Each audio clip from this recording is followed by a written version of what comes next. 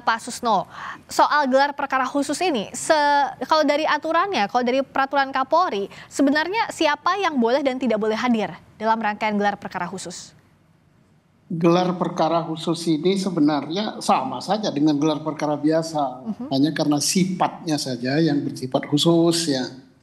Mengapa bersifat khusus? Ada macam-macam ya, karena perkaranya memang berat, gitu, atau karena memang melibatkan orang yang tokoh yang sangat terkenal seperti sekarang kan mantan presiden kan. Ya. Kemudian sehingga yang harus hadir pun dari internal Polri pun tidak sembarangan gitu, mungkin pada level-level senior gitu. Ya. Nah kemudian siapa saja yang harus hadir di luarnya? Ya pihak-pihak yang berkepentingan, yang dianggap oleh penyidik berkepentingan, yaitu pihak pelapor, pihak terlapor. Dan gelar perkara ini berbeda dengan konfrontir. Kalau konfrontir kan untuk mencocokkan keterangan si A dengan si B, Ya. berbohong apa tidak. Kalau ini tidak, kan masing-masing pertama pihak penyelidik ya, karena ini gelar perkara penyelidikan ya. Jadi penyelidik menyampaikan apa yang sudah didapat oleh mereka gitu. Ya. Nah kemudian pihak pelapor bisa menambahkan gitu hal-hal lain yang dianggap perlu untuk menambah alat bukti atau menambah informasi yang kelak akan menjadi alat bukti supaya alat buktinya itu cukup kalau memang itu bisa ditingkatkan ke penyidikan.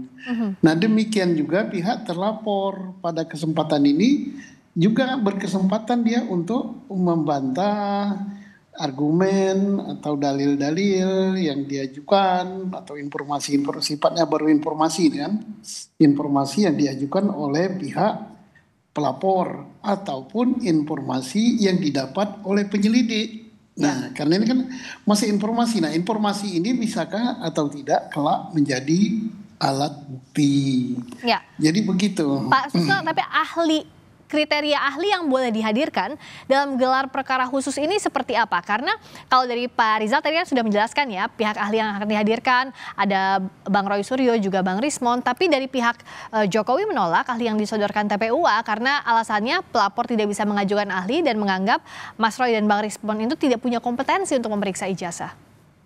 Jadi tidak bisa tolak menolak. Jadi terserah penyelidik. Kalau penyelidik menganggap diperlukan keterangan ahli, nah nanti penyelidiklah yang menilai. Oh dia itu ahli hukum, hukumnya hukum perdata, hukum tata negara. Oh dia ahli di bidang apa? Di bidang digital. Oh dia ahli di bidang apa?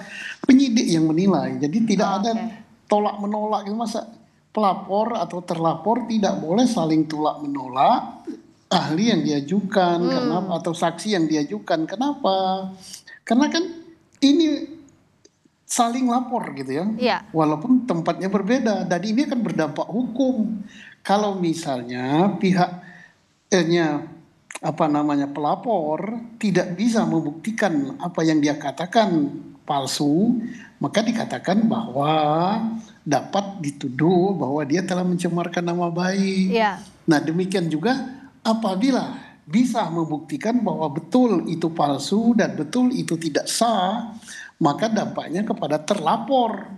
Terlapor berarti memalsukan atau menggunakan keterangan dokumen autentik palsu atau membuat palsu suatu dokumen gitu kan. Jadi ini ibarat naik perahu, siapa yang tenggelam, siapa yang tidak ini nanti. Iya.